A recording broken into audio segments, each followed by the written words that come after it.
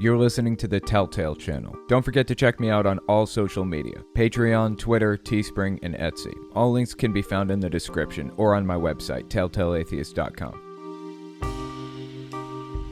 Hey, Owen. This is Beth in Alabama. I have an atheist parent question.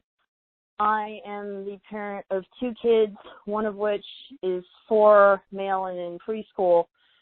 The reason I mention his gender is because he's male. You ask him, he'll say, yeah, I'm a boy.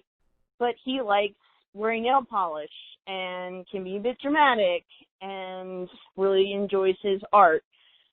And I've had an issue with his teacher this year who is religious, because of course she is, because it's Alabama.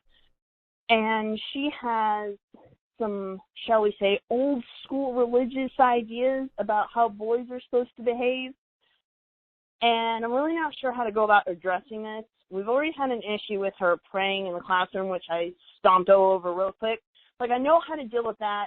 I'm an FFRF member. Like, I know how to have that conversation.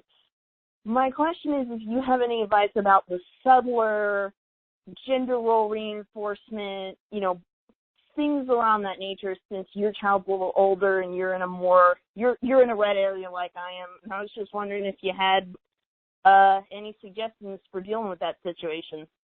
Thanks. Bye. Thank you for the call. I appreciate that.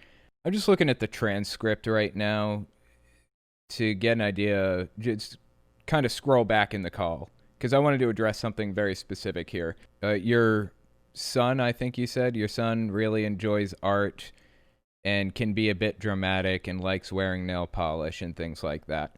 It's very possible that your child is trans. That is a possibility, but I honestly wouldn't assume that quite yet.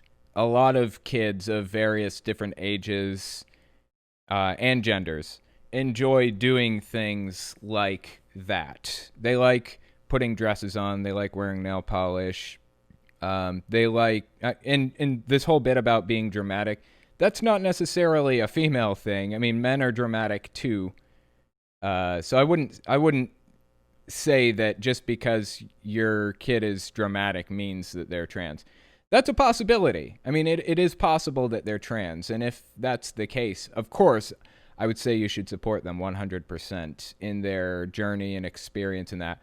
But I don't think that those things that you've listed are a harbinger necessarily of the idea that they might be trans.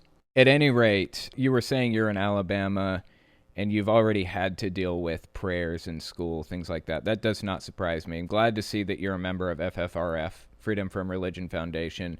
They've got lawyers that do an awful lot of good, making sure that teachers don't get away with leading the students in a prayer. As far as dealing with something like that, with, the possibility that your kid may be trans, or is just experimenting with various different gender roles, I don't see why that's a bad thing. That shouldn't be considered a bad thing at all.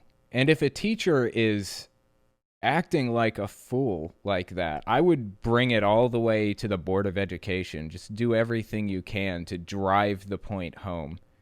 Talk about it publicly as you possibly can.